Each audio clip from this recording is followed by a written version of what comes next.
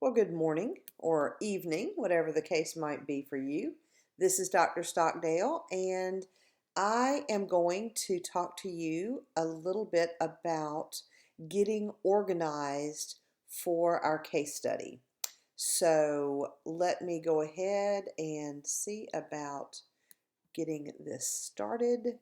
Um, Here we go. So we've talked a little bit about the Charlesworth text. What I wanted to do was talk to you a little bit about the child study manual that you have.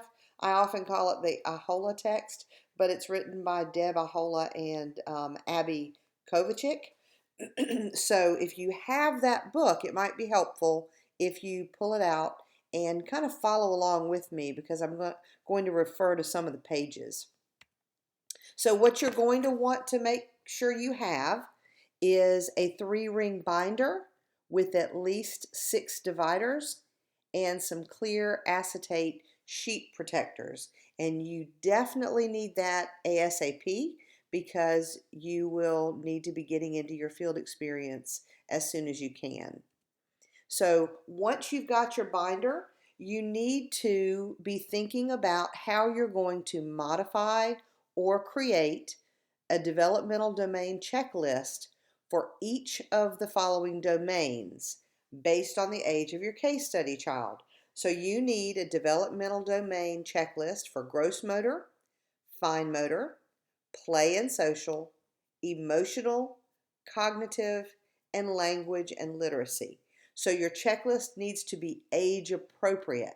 That means that if your case study child is 18 months old, you want a checklist that covers a little before, say 12 months, to a little after the child's actual age, 24 months. And you're going to want to have about 12 to 15 criteria on your checklist. Now, on Blackboard, I think I've shared this, but I'm also going to share the Google Docs with you because the ones that I have are editable, but I don't have all 6 because you're going to have to make some of your own. So I'm going to give you a blank one like the one shown on the screen. So what you're going to want to do is print out each of these developmental domain checklists before you ever go see your child. Now, if you've already gone and you've just done an introduction, that's fine. But I would make sure that by the next time you go, you have these checklists with you.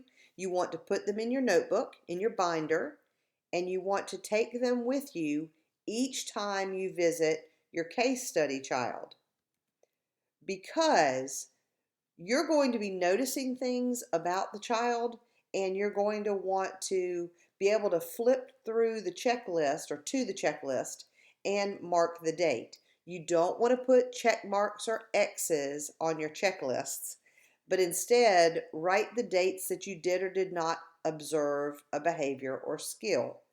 Even though you're going to have a focus, for instance, you're going to want to go and observe fine motor skills one time, gross motor skills another. You don't want to limit yourself by just focusing on one area because oftentimes you'll be able to check off or mark the date on a skill when it wasn't what you were really looking for. Now, once you observe a given behavior or skill, you don't need to continue to write the date for that specific behavior. So let's say, and if you can see that cursor, let's say you are looking at fine motor development. You've got your binder, you've got your checklists, and by the way, you do not want the checklists inside the page protectors because that's going to be too cumbersome for you to pull them out, write on them, and put them back in there. I would leave those open initially, and then at the very end when you turn in your binder, you can put them in the sheet protectors. So let's say you're observing, I don't know, a 6 or 7 month old child, and you go in on September 21st, and you notice that the child demonstrates a reflexive grasp. when you put something in his hand. And he also, oops, reaches for, let me start this again. You can't ever, that's not what I want either. Guys, excuse me so much. This is, here we go. Okay, so let's say it's September 21st and you notice that he can do this. He reaches and grasps for things. He even holds objects in both of his hands and the palm of one hand. But then you don't see him mastering a controlled reach. You don't see him recovering an object that's dropped. And so do you see where September 21st is? You've noted no's in all of these things on September 21st. Well, let's say you don't turn this checklist in until October 5th.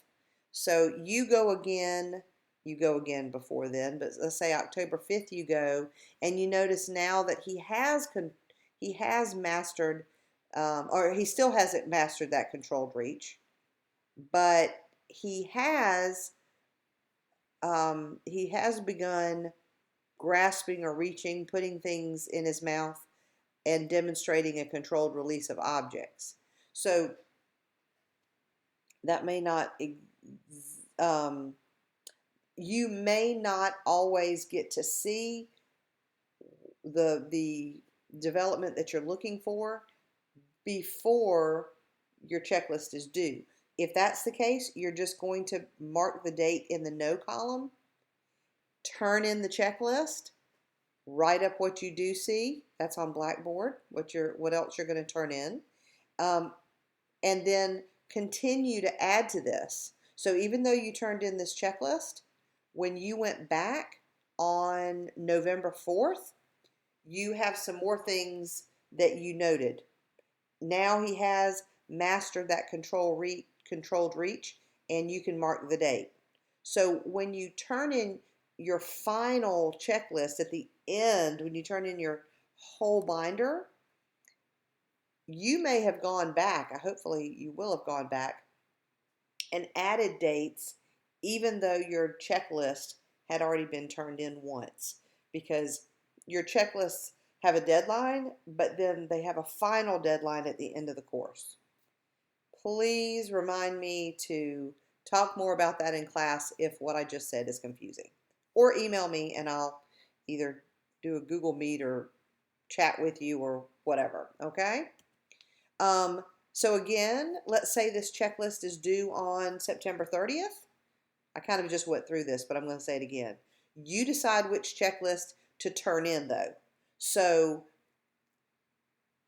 if you're probably going to want to turn in the checklist that you've gotten the farthest with. So watch the deadlines.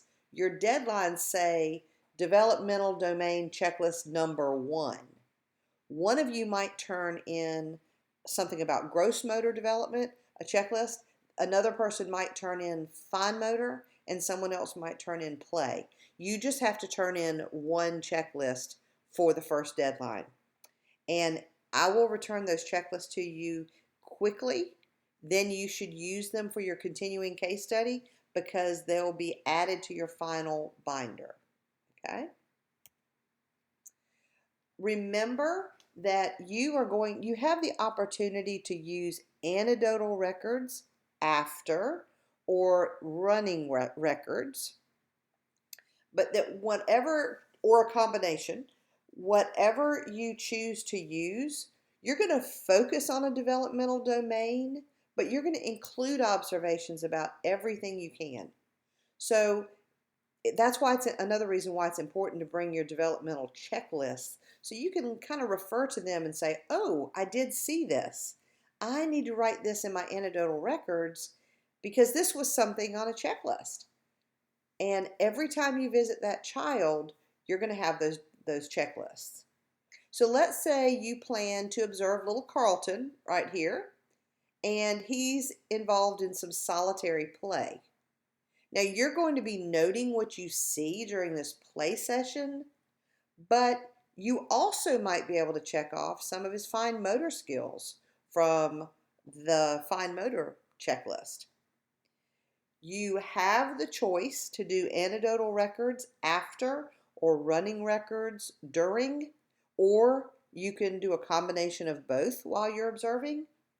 But if you choose to do anecdotal records, write them up as soon after the field experience as you can. Please do not wait until the next day. Our memories are not that good. You're going to lose a lot of information if you wait too long. So if you choose to do an anecdotal record, which is going to be after you've been to your field experience, you need to spend some time as soon as you leave and write up those experiences. Use what works best for you at the time and the method that allows you to record the most data. So you might start a running record and you're going to be recording during this observation, and then realize that the child is about to fall, or something happens and you have to put down your notes and rush to the child and you don't get to finish your running record. Then just write it up as an anecdotal record or a little bit of both, okay? Do jot down your beginning and ending times, the date, and the location, because that's on the rubric, and I can't give you credit for those points if you don't have your beginning and ending times, the date, and the location. So let's talk a little bit about those developmental domain assignments. You have 6 of them. Your 6 domains are listed here: gross motor skills, fine motor skills, play and social, emotional, cognitive, language, and literacy skills. So you've got the checklist, you're going in, you're going to focus on one of those domains, you're going to either do a running record or an anecdotal record after the observation. Do not observe, or excuse me, if you're doing a running record, do not do that for more than 15 minutes. And if you're observing at all, I would limit it to no more than 15 minutes, because you want to have time to interact with your child. So now, that's not saying you can't interact with them, him or her, while you're observing. We often do that as researchers, but include all the observations you can, and even if it doesn't pertain to a particular domain of focus, write that down too, okay? So where do you get the developmental checklists? On Blackboard, I have listed several websites for you to create your checklists, or you may use the ones that Dr. Stockdale shared with you. I have gross motor, fine motor, I think play and social skills checklists. And those are the ones that I'm going to share. I don't want to give you them all because I want you to develop some of your own and have that experience. Make sure that you go to Blackboard and download the informed consent form. You should have that signed and dated before you start observing the child. I just put a new one on there this morning that says Coker University. If you already ran one off that says Coker College, you don't have to waste the paper, but the new one is on there, and you just want to make sure that it is turned in next week when we return to class. I think the deadline is Thursday, and you're welcome to do a JPEG, take a screenshot, or take a photo, or you can just wait until Tuesday and turn the form in, okay? Now let's talk a little bit about your systematic observations and your structured play engagements. You have to have at least 5 of those. Systematic observation is discussed on our AHOLA text on page 6, because what we're wanting to do is become action researchers. And action researchers do get involved in the research. They interact with their students. They become part of the scene oftentimes. So you might want to plan a game. You might want to interview your child if your child is talking. You might want to plan for a dramatic play or some other activity. Now, depending on the age of your child, you have to do a check for reflexes and object permanence if you've got an infant, and conservation if you have a toddler. But if you look, there are also some resources that I'll share with you. There are morality surveys or interviews. You could look up gender awareness. How aware is the child of his or her gender? There are different language and language exercises, pragmatic or writing development. So you could create little mini environments, and really you should create little mini environments in which your child can interact. And you're going to organize that in your binder. You might put things in file folders or big envelopes, depending, just to help you with transportation and getting the materials there. So let's look at we've already talked about this. So let me talk to you about the required, one of your required observations or play engagements. So if you've got a baby, you're going to go to this website. You're going to look at object permanence. You're also going to be looking for what kind of reflexes do doctors and parents look for in infants. You have to do a little bit of research. If your child is a toddler, then you're going to do the conservation tasks. You're going to do all of them, which is going to require you to collect some short and tall glasses, some counters such as coins. You're going to need some Play-Doh, and then you're going to need some sticks or some straws. And all of them are outlined in this video. So you're going to do exactly the tasks in this video. You please look at chapter 4 in IHOLA on page 46. If I turn to that.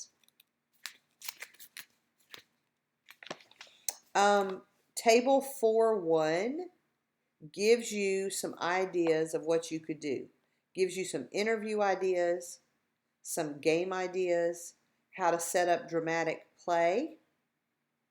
An experiment called, they call it What's in the Juice Box, and some activities. Also on page 57, that's the beginning of chapter 5.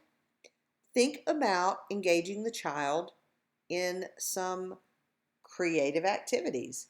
Maybe you want to let them create a drawing or a painting, do some writing, do some collages, do some science experiments.